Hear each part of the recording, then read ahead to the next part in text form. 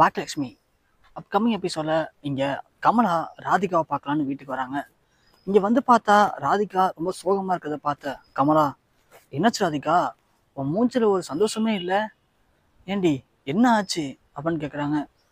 என்னம்மா சொல்கிறது, ஒன்றும் சொல்கிற அளவுக்கு இல்லை. நாம் நினச்சது ஒன்றுமா, ஆனால் நடக்கிறது இங்கே எல்லாமே அப்படியே தலைகீழா. நாம் பார்த்த பழைய கோபி இப்போ இல்லைம்மா. என்ன ராதிகா சொல்கிற, அந்த வீட்டில் இருந்த வரைக்கும் ஒன்றும் சரியாக பார்த்துக்கல, இப்போ உன் கூட தாண்டி இருக்காரு, அப்புறம் என்ன பிரச்சனை உனக்கு? என்னம்மா கூட வந்துட்டா போதுமா? இந்த வீட்டுக்கு வந்ததுலேருந்து அவர் என்கிட்ட எத்தனை வாட்டி சுவிட்ச் பேசியிருப்பான்னு நினைக்கிறேன். டெய்லியும் ஒரே ரூம் தான் தூங்குறோம். வருவார், படுப்பார், ஏஞ்சி போயிட்டு சாப்பிடுவார். அதுக்கப்புறம் அவங்க பொண்ணு, அவங்க அம்மா, ஏன் அந்த பாக்கியா கூட கூட இப்போ அவர் நல்லாவே பேச ஆரம்பிச்சாருமா. பாக்கியா பேசுகிறாளா? பாக்கியா தான் அவர்கிட்ட பேச மாட்டான்னு சொல்லியாடி. அதெல்லாம் பழசுமா. இப்போது அந்த பாக்கியா கூட அவர்கிட்ட நல்லா தான் பேசுகிறாங்க. எனக்கு அதெல்லாம் பார்க்கும்போது ரொம்ப கஷ்டமாக இருக்குமா. அப்படின்னா ராதிகா, இதுக்குமே நீங்கள் இருக்க வேணாண்டி. எதுக்கு நீ கஷ்டப்படுறீங்க? மனசு கடந்து எப்படி அடிச்சுக்கும் யோசிச்சு பாரு. ஏதோ நீ கொஞ்சம் சந்தோஷமா இருக்கன்னு நான் கொஞ்சம் நிம்மதியாக இருந்தேன்டி. இதுக்கு மேலே நீங்கள் இருக்கிறதுல அர்த்தம் இல்லை. நீ கிளம்பு, நம்ம வீட்டுக்கே போயிடலாம். அதுதாம்மா நானும் யோசிச்சுட்டு இருக்கேன். தினம் தினம் இங்கேருந்து அவர் பண்ணுறதெல்லாம் பார்த்து பார்த்து எனக்கு ரொம்ப கஷ்டமாக இருக்குமா. மனசு ரொம்ப வலிக்குதுமா எனக்கு. என்ன ராதிகா இப்படிலாம் பேசுகிற? நீ சந்தோஷமா இருப்பேன் தாண்டி நான் கொஞ்சம் நிம்மதியாக அங்கே இருந்தேன். ஆனால் நீ எவ்வளோ கஷ்டப்படும் தெரிஞ்சிருந்தா அம்மா உன்னை அப்போவே அழைச்சிட்டு போயிருப்பேன். நீ கிளம்பு ராதிகா அப்படின்னு சொல்ல, இங்கே அப்போ தான் கோபி உள்ளாராரு. என்ன அத்தை, என்ன பேசிட்டு இருக்கீங்க ரெண்டு பேரும்? ஜாலியாக பேசுகிற மாதிரி தெரியுது அப்படின்னு கோபி சொல்ல, கமலா ஒன்னே, ஓ அது ஒன்று தான் குறைச்சலாமா அப்படி எங்களுக்கு? ஏன் அத்தை, ஏன் இப்படி பேசுறீங்க? ராதிகா, ஏன் அத்தை அப்படி பேசுகிறாங்க? வேறு எப்படி பேச சொல்கிறீங்க கோபி? வேறு எப்படி பேச சொல்கிறீங்க? என்னாச்சு ராதிகா, ஏன் இவ்வளோ கோபுற நீயும்? என்னாச்சு, நான் இப்போ என்ன தப்பாக கேட்டுட்டேன்? ஆமாம், உங்களுக்கு எதுவுமே தப்பு இல்லை கோபி. நீங்கள் பண்ணுறது எல்லாமே கரெக்டு. நாங்கள் தான் தப்பாக இருக்கோம்ல. அத்தை பார்த்தீங்களா, ராதிகா இப்படி சம்மந்தமே இல்லாமல் கோவப்பட்டா என்னத்தை பண்ணுறது? மாப்பிள்ள போதும், நிப்பாட்டு மாப்பிள்ள அவங்க நடிப்பெல்லாம். என்னத்தை சொல்கிறீங்க? ஆமாங்க, ஏன் அவங்க என்ன தப்பாக சொல்கிறாங்க? இப்போது இங்கே வந்து நாங்கள் என்ன சந்தோஷத்தை அனுபவிச்சிட்டோம் இதில் உங்களுக்கு நடிக்கிறதுக்கு?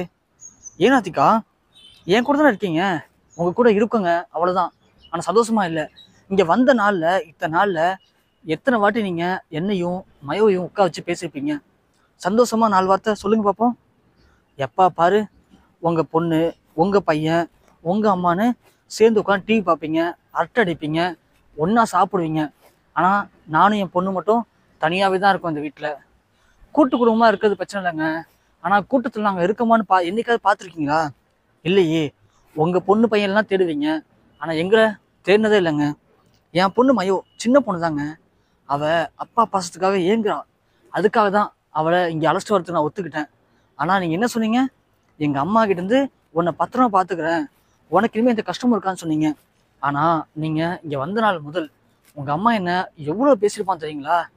என் பொண்ணுக்கு அப்பா யாருன்னு தெரியாது, யாருக்கு யார் அப்பா அப்படிலாம் என் பொண்ணு எவ்வளோ கஷ்டப்படுத்திருப்பான் தெரியுமா? ஆனால் அந்த நேரத்துலலாம் நீங்கள் என்னங்க பேசுனீங்க? எங்களுக்காக எதுவுமே பேசலை. ஆனால் நீங்கள் ரொம்ப தெளிவாக இருக்கீங்க. நாங்கள் தான் உங்களை நம்பி நம்பி டெய்லி ஏமாந்துட்ருக்கோம். எங்களுக்கு தான் எவ்வளோ பட்டாலும் புத்தியே இல்லை அப்படின்னு சொல்ல, ராதிகா ஏன் இப்படிலாம் பேசுகிற நீ? இப்போ என்னாச்சு உனக்கு? நான் நல்லா தானே பார்த்துக்கிறேன் உன்னைய. யார என்னவா? நீங்கள் உங்கள் அம்மா ஆசைப்படுறது கரெக்டு தாங்க. உங்கள் அம்மா ஆசைப்படுறது என்னன்னா, உங்களையும் பாக்கியாவையும் சேர்த்து வைக்கணும், என்ன இந்த வீட்டை விட துரத்தணும். அதுக்காக உங்கள் அம்மா எவ்வளவோ பிளான் பண்ணுறாங்க. அதுக்கு ஏற்ற மாதிரி தான் நீங்கள் நடந்துக்கிறீங்க. இப்போ இந்த பாக்கிய கூட சேர்ந்துட்டு நீங்கள் நல்லா ஜாலியாக இருக்கீங்க. உங்களுக்கு நான் தேவையில்லைங்க. உங்களை பொறுத்த வரைக்கும் உங்கள் அம்மா நினச்சது என்ன?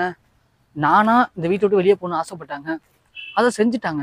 இப்போது நானாகவே எங்கள் அம்மா கூட இந்த வீட்டை விட்டு வெளியே போயிடுறேன், நீங்கள் எல்லாரும் சந்தோஷமாக இருங்க அப்படின்னு ராதிகா சொன்னதும் இந்த கோபி ஒன்னே, என்ன ராதிகா ஸ்டூபிட் மாதிரி பேசிகிட்டு இருக்க?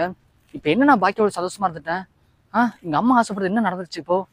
ஓ அப்போது நீங்கள் பாக்கியோட சந்தோஷமா இல்லையா? உங்கள் அம்மா ஆசைப்படுறது நடக்கலையா? உங்களுக்கு அப்போது அந்த வருத்தம் இருக்கா மனசில்? ரைட்டு தாங்க. அம்மா அன்னைக்கு ஒரு ஃப்ரெண்டு வந்தார் செந்தில், அவர்கிட்ட சொல்கிறாரு பாக்கியாவை பற்றி அப்படி பேசுகிறாரு. ஏங்க பாக்கியா உங்களுக்கு இவ்வளோ பிடிச்சிருக்கு அப்படின்னா என்ன இதுக்குங்க என்ன கல்யாணம் பண்ணிக்கிட்டீங்க? அட்லீஸ்ட் நான் தான் ஒதுங்கி போனேன்ல, அன்னைக்கே என்னை விட்டு போக வேண்டியதானே.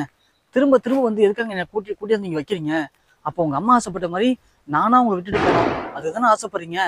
சந்தோஷங்க, நான் கிளம்பிடுறேன், தயவு செஞ்சு இதுக்கப்புறம் என்கிட்ட பேசாதீங்க, உங்களை பார்த்தா எனக்கு எரிச்சல் ஆகுது அப்படின்னு ராதிகா கத்தவும், அப்போ பாக்கியா இதெல்லாம் காதுல வாங்கிட்டு உள்ள வராங்க.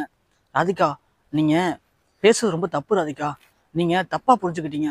கோபி உங்க புருஷன், தாராளமா அவரை அழைச்சிக்கிட்டு நீங்க வெளியில போயிட்டு சந்தோஷமா இருங்க, நான் வேண்டான்னு சொல்லலையே. அதை விட்டுட்டு ஏன் இப்படி இங்க இருந்துக்கிட்டு தேவையில்லாத நீங்க உங்க மனசை போட்டு குழப்பிக்கிறீங்க, நீங்க ரொம்ப தப்பா யோசிச்சுட்டு இருக்கீங்க ராதிகா. ஓ அப்படியா பாக்கியா, நான் தப்பா யோசிக்கிறேனா? அப்போ நீங்க கரெக்டா யோசிச்சுட்டு இருக்கீங்க, அப்போ நீங்க பண்றது எல்லாமே கரெக்ட் இல்ல. ஏன்னா பாக்கியா, உங்களுக்கு தான் கோபியை பிடிக்காதுல்ல, அப்ப எதுக்காக கோபி கிட்ட வந்து நீங்க உதவி கேட்குறீங்க? நான் தான் உங்களுக்கு புதுசா ஒரு செஃப்பை அரேஞ்ச் பண்ணிக்கிங்க அந்த ஆர்டருக்கு, நான் வேணா பணம் தரேன்னு சொன்னல. ஒரு மூணாவது மனுஷி, ஏன் உங்க ஃப்ரெண்டுன்னு வச்சுங்களேன், நான் சொல்றேன் ஆனா கேட்கல, கோபிகிட்ட வந்து நீங்க போய் திரும்ப உதவி கேட்டு இப்போ கோபி ஹோட்டல்ல இருந்து செஃப் வராங்க உங்களுக்கு ஹெல்ப் பண்றதுக்கு, அப்போ மனசுக்குள்ள உங்களுக்கு கோபி மேல ஒரு அபிப்பிராயம் இருக்குதானே ராதிகா அப்படின்னு ராதிகா கேட்க, பாக்கியா ஒண்ணு, என்ன ராதிகா அப்படி பேசுறீங்க, எனக்கு அவர்கிட்ட ஹெல்ப் கேட்கணும் எந்த ஒரு எண்ணமும் கிடையாது. ஆனா என் பையன் எழில் தான், அப்பாட்ட கேளுமா பரவாயில்ல, சாதாரண ஒரு நம்ம வீட்டில் தங்கியிருக்க ஒரு வாடகை பர்சனா இருக்கட்டும் அவரு, அதுக்காக கேளுன்னு சொன்னா, அதனாலதான் நானும் கேட்டேன். இதுல என்ன தப்பு இருக்கு ராதிகா? அப்படி இந்த ஆர்டர்ல அவர் வந்து சமைக்கிறதான் பிரச்சனை உங்களுக்கு தப்பா தெரியுதுன்னா, எனக்கு இந்த ஆர்டரே வேணும் ராதிகா, நீங்க சந்தோஷமா இருந்தா போதும் எனக்கு. போதும் நிப்பாட்டிடி. பாத்தியா ராதிகா, குப்பருக்கு விழுந்து கூட மீசையில இன்னும் மண்ணே ஒட்டுறங்க மாதிரி பேசுறா பாத்தியா, இவ பெரிய கைக்காரி ராதிகா, நான் தான் உங்ககிட்ட அப்பையிலும் சொல்லிட்டு இருக்கேன், நீ தான் அவ பேச்சு கேட்டுட்டு அம்மா சொல்றதை கேட்காம இருந்த. இவ இப்படிதான் பேசுவா ராதிகா, நீ இவ பேச்செல்லாம் கேட்டோன்னு வச்சுக்கேன், நீ சொன்ன பத்தியா, இந்த வீட்டுல இருக்க எல்லாருமே முடிவு பண்ணிட்டாங்க போல, அதாவது இந்த வீட்டுல இருக்க எல்லாரும் ஒத்துமையா இருக்கணும், ஆனா அதுக்கு இடைஞ்சலா இருக்கிறது நீ மட்டும்தான். அப்போ உன்னை டார்ச்சர் பண்ணி நீயா வீட்டை விட்டு வெளியே போயிட்டனா எந்த பிரச்சனையும் இருக்காது, நாலு பின்ன கேட்டா நீயே தானே வீட்டை விட்டு வெளியே போயிட்டேன்னு சொல்லிடலாம். அதே அவங்க அமிச்சாங்கன்னா பிரச்சனை அவனும் பயப்படுறாங்க. இதுக்கு மேலே இப்படியாப்பட்ட ஒரு கேடுகட்ட குடும்பத்தை நம்பி என் பொண்ணை விட்டுட்டு போறதுக்கு எனக்கு சுத்தமா மனசு இல்லை.